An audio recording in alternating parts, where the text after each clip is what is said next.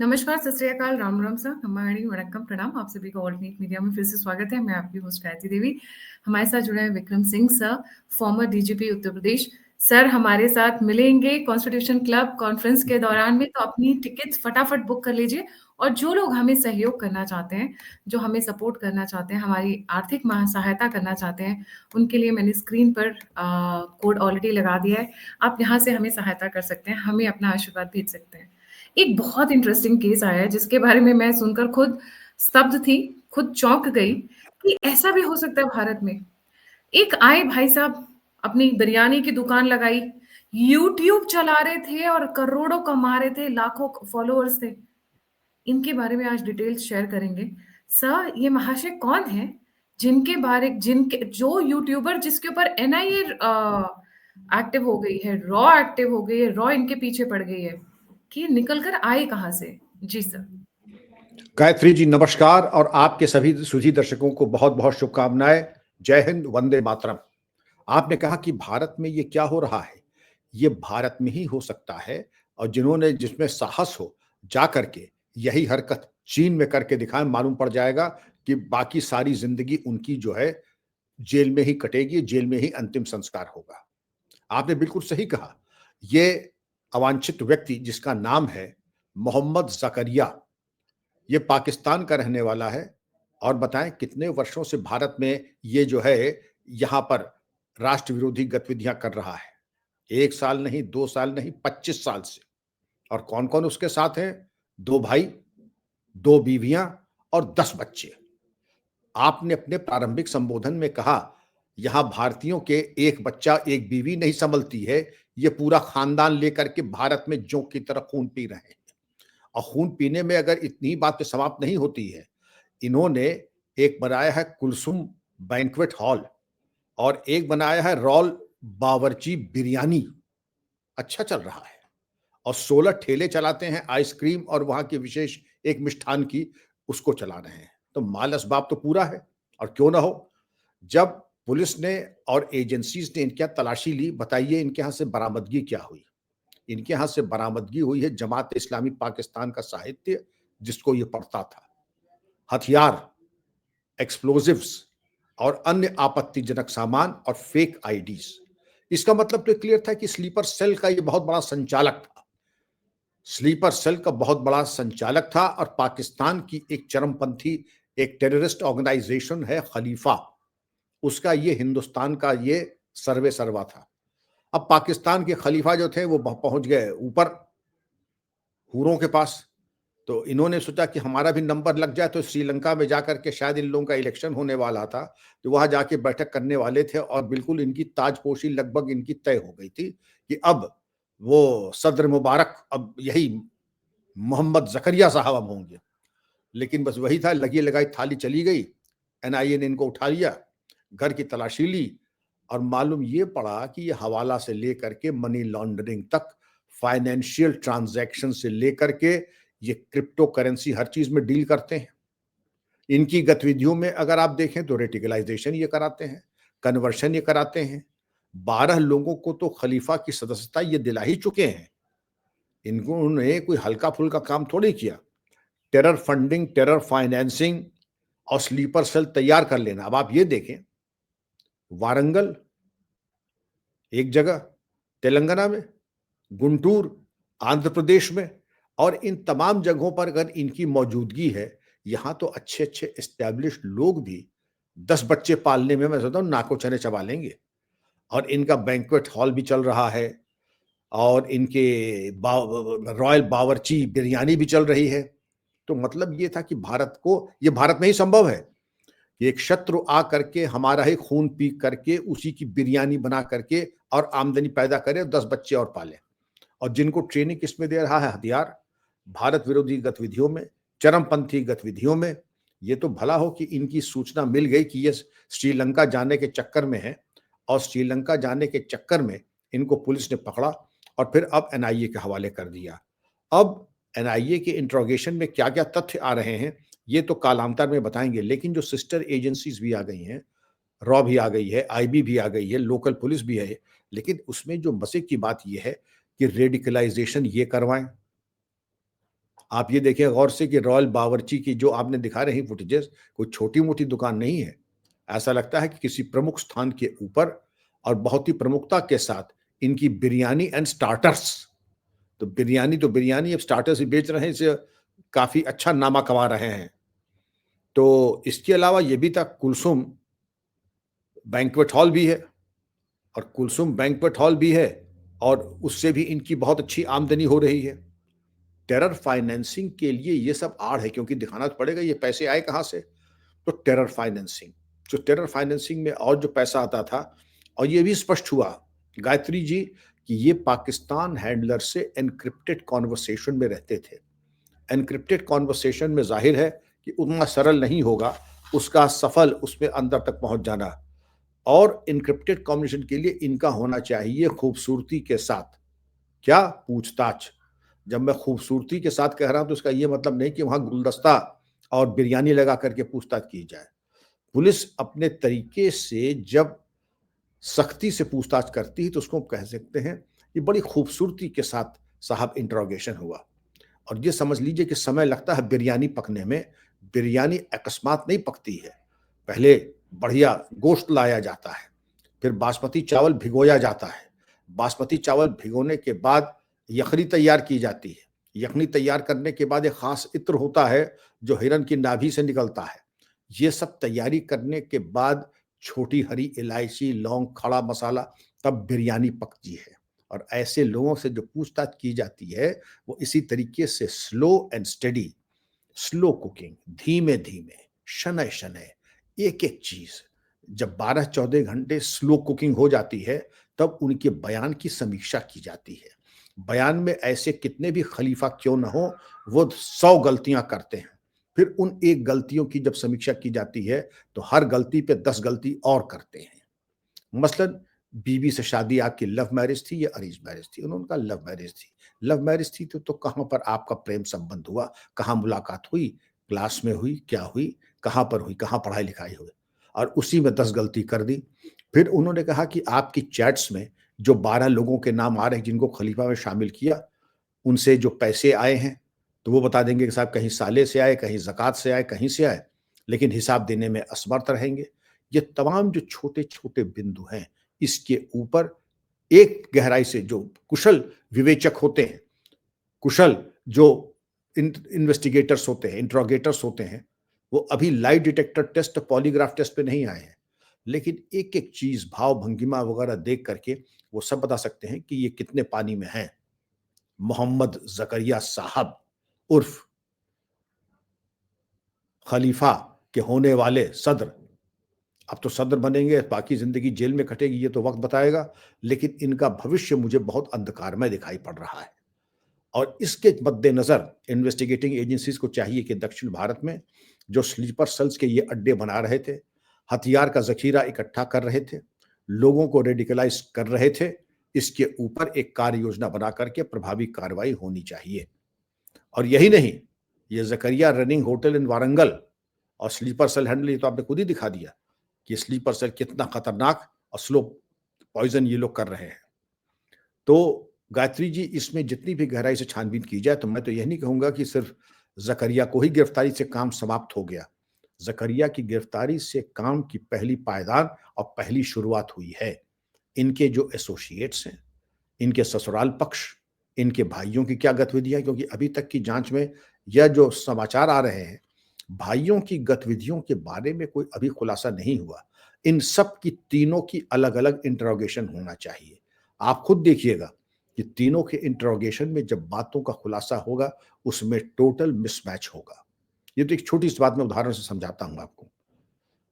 5 लोग एक कार में आ रहे थे, कहीं गंतव्य पे पहुँचना था, मान लीजिए 1 बजे, पहुँचे 3 बजे। तो जब पूछा तो उनका साहब कार पंचर हो गई थी। उनका ठीक है, कोई बात नहीं, आप सब लोग अलग-अलग हो जाइए, और पाँचों से पूछा बताइए कौन-सा पहिया पंचर हुआ था और पहिया बदला किसने? कोई कह रहा अगला बायाँ, कोई कह रहा अगला दायाँ, कोई कहता पिछला बायाँ, कोई कहता पिछला दायाँ, और किसी ने कहा मैंने बदला, कोई कह रहा मोहन, कोई कह रहा बन्ने, कोई कह रहा कि पप्पू, कोई कह रहा गुल्ली। अब इसी में एक छोटी-सी चीज़ में कार पंचर हो गई, और कुशल इन्वेस्टिगेटर ये तुरंत पता लगा लेगा कि वाकई पंचर हुई थी या आप झूठ बोल रहे हैं। पंचर हुई थी तो किसने कार का टायर बदला, और टायर बदला अगर आपने तो उसके ऊपर कौन सा टायर पंचर हुआ और किसने बदला, इसी में सारा खेल साफ हो जाए। तो मैंने एक छोटा सा उदाहरण दिया आपको। तो कुशल इन्वेस्टिगेटर पकड़ने में बहुत आसान होता है। जितनी भी इनकी व्हाट्सएप चैट हैं, ईमेल्स हैं, बैंक का स्टेटमेंट है, ये सब आपको बताएंगी कि इनकी माली हालात, इनकी गतिविधियां और इनके जिसको कहते हैं शोहरत आम, जनरल रेपुटेशन ऑफ ऑनेस्टी, अय्याशी, शराबखोरी और ये तमाम चीजें ये पता लग जाती हैं। दोनों भाई हैं, ससुराल पक्ष है, और जिनको इन्होंने खलीफा में शामिल किया है उनके बयान और ले लें। तो अभी मैं समझता हूं कि इन्वेस्टिगेटिंग एजेंसीज के पास लगभग 30 दिन का फुल टाइम जॉब है, लेकिन इस पे गंभीरता से कार्रवाई के बाद ये मैं निश्चित हूं गायत्री जी कि इसमें जो खुलासे होंगे और जो बातें प्रकाश में आएंगी वो चौंकाने वाली होंगी और राष्ट्र हित के लिए बहुत अनुकूल होंगी। मैं बधाई देना चाहूंगा पुलिस को, एनआईए को कि उनके द्वारा एक बहुत ही सफल आयोजन करके मोहम्मद जकरिया को गिरफ्तार और दस्तयाब किया गया। सर, इंटरेस्टिंग बात ये है कि ये बंदा आया कैसे? इन्होंने पासपोर्ट कैसे बनवा लिया, आधार कार्ड बनवा लिया, पैन कार्ड बनवा लिया, फॉरेन फंडिंग ले रहे हैं।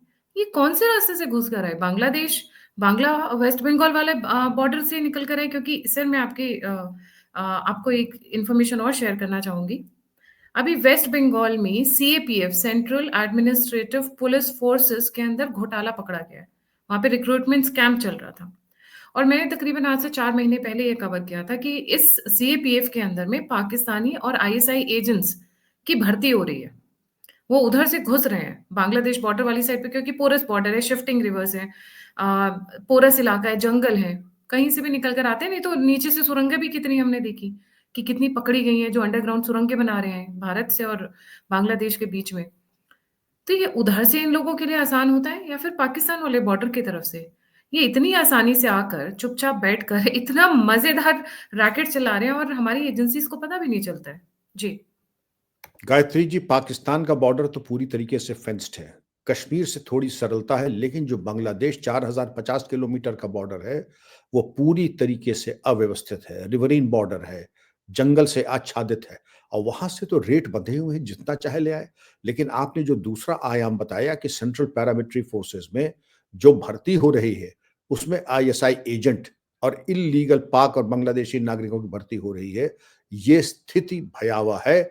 क्योंकि ये जो वो होंगे, ये भेड़िए हैं जो कि भेड़ की खाल ओढ़ करके आएंगे, दिखा रहे हैं कि ये रक्षक, लेकिन है ये भक्षक।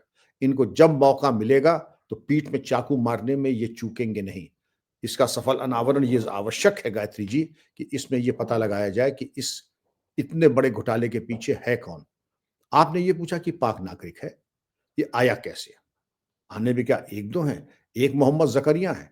हजारों की तादाद में हमारे भ्रष्ट राजनेता उनको लाके बसा रहे हैं, दिल्ली में, महत्वपूर्ण नगरों में, कश्मीर तक इनको भेज रहे हैं।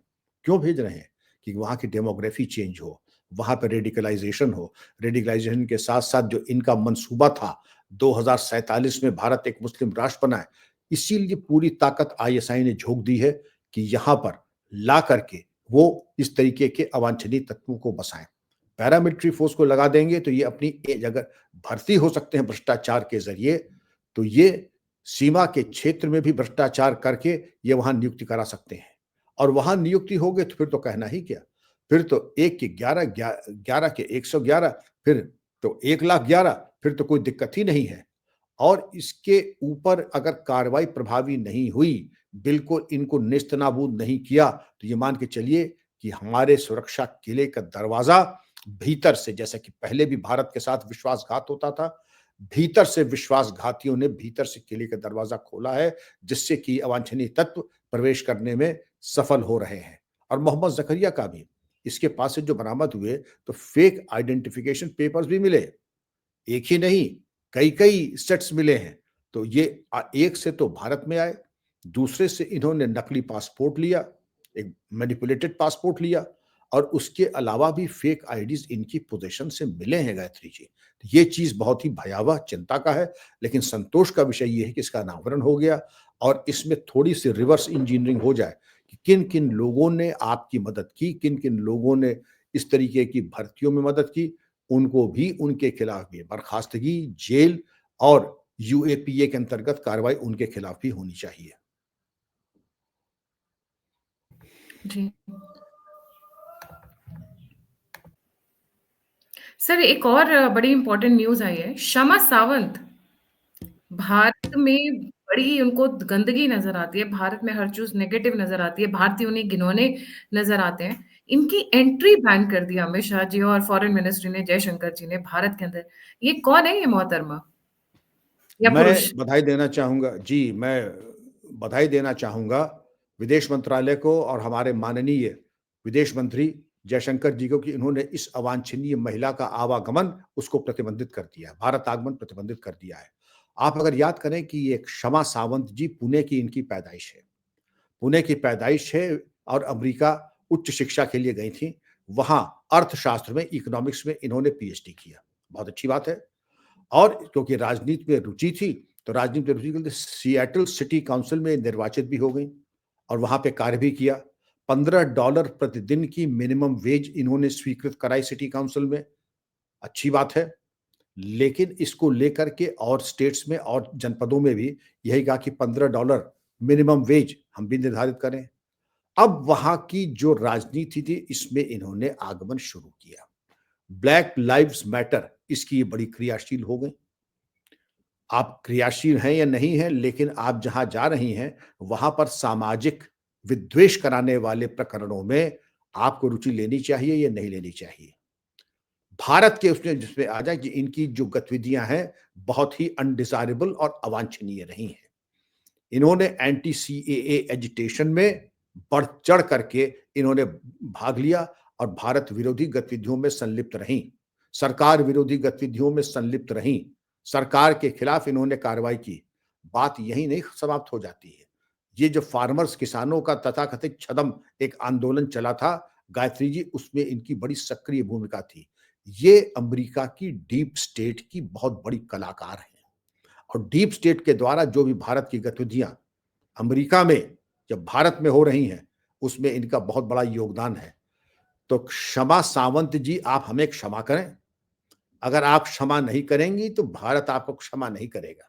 बेहतर होगा कि आप जहां पर हैं वहीं पर जाकर के नई रोशनी, नई क्रांति और नया उजाला लेकर के वहां पे लोगों को अपने आप को धन्य करें। यहाँ आने का कष्ट न करें क्षमा जी, क्योंकि फिर भारत आपको क्षमा नहीं करेगा। क्योंकि मुझे साफ दिख रहा है कि अगर यहाँ पर आपने कष्ट उठाया तो ऐसा न हो कि मकोका, यूएपीए और एनएसए का अलंकरण। अभी तो आपके आगे जो डिग्री लगी है क्षमा सावंत एमए पीएचडी, उसके नीचे एक लाइन और लिख जाए, detained under the national security act UAPA and MCOCA, और वो साफ दिख रहा है। ये जागा हुआ भारत है। आप ऐसे डस्टबिन खोरों के लिए, डस्टबिन नोचने वालों के लिए अब कोई स्थान भारत में नहीं है। हाई लेवल ऑफ इंटेलिजेंस और आपके बैकग्राउंड की चेकिंग की जा चुकी है। आपकी गतिविधियां निहायत अनडिजायरेबल और अवांछनीय हैं। बेहतर होगा कि ये अपने दिमाग की रोशनी आप वहीं पर दें जहां पर आप हैं। यहां पर आपकी इस कुंसित मनोवृत्ति, आपकी मानसिकता और आपके कृत्रिम प्रकाश की आवश्यकता नहीं है, क्योंकि समाज में विघटन कराना आपका प्रमुख ध्येय है। सेवा नहीं है, शिक्षा नहीं है, समाधान नहीं है, केवल स्वार्थ सिद्धि है। और इसलिए मैं भारत सरकार से कहूंगा कि इनकी के ऊपर कड़ी निगरानी रखते हुए इनकी संपत्ति का ब्यौरा तैयार करें। अगर इनकी गतिविधियां चाहे भारत में हो, जैसे गुरपतवंत सिंह पन्नूवाद की है, इनकी संपत्ति को कुर्क करने के बारे में कार्रवाई करें। जी, सही है, वही महिलाएँ जिन्होंने फार्मर्स प्रोटेस्ट और सीएए के ड्यूरेशन में काफ़ी बढ़-चढ़-कर स्टेटमेंट्स दिए थे भारत के अगेंस्ट में। ये यूएस और इंडिया के रिलेशंस को भी स्ट्रेन करने की पूरी कोशिश की है इन्होंने। अभी ट्रम्प के आने के बाद में इनको थोड़ा-सा झटका लगा है, क्योंकि बाइडेन के साथ इनकी ज़्यादा अच्छी चलती थी, बाइडेन गवर्नमेंट के ऑफिशियल्स के साथ। अब ट्रम्प के यहाँ उतनी चल नहीं रही है, तो ये भारत आने की कोशिश कर रही थी कि भारत आऊँ और कुछ दिन यहाँ बिता लूँ, क्योंकि अभी जिस तरीके से ट्रम्प एडमिनिस्ट्रेशन हावी हो रखा है, मैं ये नहीं बोल रही हूँ कि भारत को फेवर कर रहा है, पर जिस तरीके से ट्रम्प एडमिनिस्ट्रेशन हावी हो रखा है उन लोगों के ऊपर जो बाइडेन के सपोर्टर्स थे और जिन्होंने बाइडेन के बिहाफ पर पूरी दुनिया में गंद फैलाया था, उसकी बहुत बड़ी रोल मॉडल तो नहीं, बट बहुत बड़ा प्यादा ज़रूर थी, उसका बहुत बड़ा हथियार ज़रूर थी। और बाइडेन के जितने भी ऑफिशियल्स हैं, जो पेड बेसिस पे थे, जिनको उन्होंने पाल-पोस कर रखा हुआ था, उनके हाथ-पैर अभी वो निपटा रहे हैं। क्लिपिंग द विंग्स जिसको हम कहते हैं, चॉपिंग देयर विंग्स, ये उन्हीं का है। शायद इसीलिए वहाँ से थोड़ी देर के लिए इन्होंने कहा, हमें शांति मिल जाएगी, मैं भारत में जाती हूँ, थोड़े दिन चुपचाप रहूँगी, 2-4 प्रोटेस्ट को भी सपोर्ट कर दूँगी, थोड़े एजिटेशंस भी हो सकता है उस वक़्त अगर हो जाए तो अच्छी बात है, तो थोड़ा काम और बढ़ जाएगा मेरा, हो सकता है कुछ पैसे भी आ जाएँ इसी बहाने। वहाँ पर तो दाल गल नहीं रही है अमेरिका के अंदर, तो अभी भारत के अंदर कुछ एक दिन अपनी दाल गला लें, कुछ एक दिन सुकून के बिता लें, क्योंकि वहाँ पर तो ट्रम्प ने जीना हराम कर रखा है। जिस तरीके से ट्रम्प एकदम फायर ब्रांड की तरह चल रहे हैं और निकल कर आ रहे हैं, एक-एक करके सबकी सुध ले रहे हैं। पैलेस्टीन के नारे लगाने वाले बच्चों को सबका denial visa, denial visa, denial visa, निकल लो अपने घर। उस तरीके से उन्होंने पैकअप करना शुरू कर दिया है। कुछ उसी हिस्से में ये मैडम भी आती हैं। पैलेस्टीन के लिए बड़ा सॉफ्ट कॉर्नर है इनका मैडम का। उन्होंने कहा भारत तो में थोड़े दिन गायत्री जी, शांति। जी। आप बिल्कुल सही कह रही हैं कि खाएं आप भारत का, खाएं आप अमेरिका का, बात करें फिलिस्तीन की और इजराइल की बात आप न करें। इजराइल के जो मारे गए वो तो कीड़े मकोड़े थे, और फिलिस्तीन का जो है ताबीज बना करके आप दुनिया भर में बांटें और फंडिंग ले जा करके फिलिस्तीन से और middle east oil rich countries से। अब वहां पर आपने सही कहा, मैंने पहले ही आपसे निवेदन किया था, ये डीप स्टेट की बहुत प्रमुख कार्यकर्ता है। लेकिन अब अमेरिका में जो बदला हुआ इंतजाम है डोनाल्ड ट्रंप के जीतने से, डीप स्टेट तो विकलांग हो चुका है, विकलांगता को उपलब्ध हो चुका है, अब बिल्कुल व्हीलचेयर पे आ गया है। कहीं अब बहुत जल्द वो आईसीयू में जाने वाला है। लाइफ सपोर्ट सिस्टम में तो पूछेंगे कि डीप स्टेट का क्या हुआ, साहब वो तो जा चुका है आईसीयू में, और वेंटिलेटर में अब जाने की उनकी तैयारी हो रही है। जिन लोगों ने मृतक और घायल इजरायलियों की फोटोएं फाड़ी, जिन लोगों ने पैलेस्टीन के समर्थन में पूरे अमेरिका तक में यूनिवर्सिटी में तहलका मचाया था और आंदोलन करके एक अवांछनीय स्थिति और अशांति पैदा की थी, उनको भी बीन बीन के भेजा जा रहा है। तो क्षमा जी, अपने ऊपर इतनी तो कृपा कर लीजिए कि अमेरिका आपको क्षमा कर दे, वरना भारत जी। में तो मैंने बता दिया कि क्या-क्या कार्रवाई होगी। अमेरिका में भी जो पेट्रियट एक्ट या अन एक्ट के अंतर्गत कार्रवाई हो ना, तो बाकी ज़िंदगी क्षमा जी, आप सलाख के पीछे ही रहेंगी। आप लोग वो जो डस्टबिन के टुकड़ों पे पलने वाले लोग हैं, जो कहीं किसी समाज के कूड़े-करकट को खाने के आदी हैं और आपसे कोई सकारात्मक बात कोई सोच नहीं सकता है।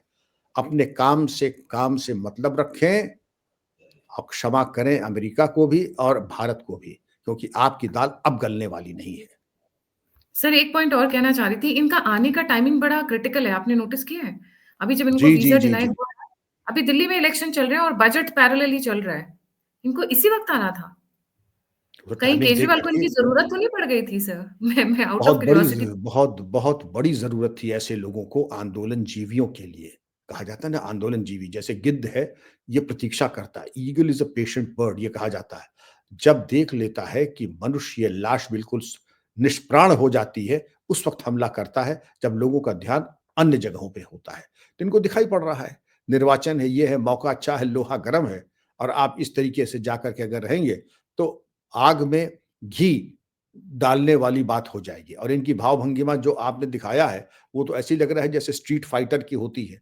तो स्ट्रीट फाइटर का अमेरिका में कितना इलाज होता है, तो हमें नहीं मालूम है। लेकिन स्ट्रीट फाइटर्स का भारत में बड़ा अच्छा इलाज होता है, और हमारी जो गाज़ियाबाद और बागपत और मेरठ की महिला sub inspector 6 foot 2 inch 6 feet 3 वाली हैं, वो उन्हीं को लगाया जाता है इनको गिरफ्तार करके जेल तक ले जाने में। It was a good move कि भारत सरकार ने इनके आने पे रोक लगा दी और वो भी ऐसे मौके पे जब दिल्ली इलेक्शन बिल्कुल सर के ऊपर है। और ये मैडम तभी आना चाह रही थी क्योंकि ऐसे एंटी नेशनल जो एंटी हिंदू लोग हैं वो तभी आते हैं जब भारत में इलेक्शन होता है। ना उसके आगे ना उसके पीछे। किसी ने बुलाया या आप अपने आप आई? कोई प्रोटेस्ट करना था, किसी से पैसों का लेन-देन करना था, कुछ उकसाना था या किसी से वोट दिलवाना था? कुछ तो सवाल होंगे तभी आप इस वक़्त आ रही हैं, अदरवाइज़ ऐसे तो कोई नहीं आता है। महाकुंभ में नहाने तो नहीं आ रही होंगी सर? गंगा और मैली हो जाती है अगर ये महाकुंभ में आती तो। अच्छा है ऐसे वो नहीं आए। जी, जी, जी, जी। आपके यक्ष प्रश्नों का उत्तर न मेरे पास है और न क्षमा जी के पास है। तो क्षमा जी की चर्चा समाप्त करें, क्योंकि वो ऐसे तामसिक और ऐसे नकारात्मक व्यक्तित्वों की चर्चा करके न हम अपने सुधी दर्शकों का समय बर्बाद करेंगे। उनसे बारे में मेरा आह्वान होगा कि स्थानीय इंटेलिजेंस और पुलिस इनका डोज़ियर बना करके जहाँ-जहाँ इनकी संपत्ति गतिविधियाँ और जिन ज़िलों में संपर्क है, उनके बारे में कार्रवाई करें। जी। Thank you so much sir for joining. जाने से पहले सभी व्यूअर से रिक्वेस्ट है, प्लीज लाइक, सब्सक्राइब और शेयर करना ना भूलें। अगर आप कंट्रीब्यूट करना चाहते हो तो नंबर स्क्रीन के ऊपर, आप फीडबैक देना चाहते हो तो सभी लिंक्स डिस्क्रिप्शन बॉक्स में। इसी के साथ जय हिंद, जय श्री राम, हर हर महादेव। जय हिंद, वंदे मातरम। धन्यवाद Gayatri ji. Thank you sir.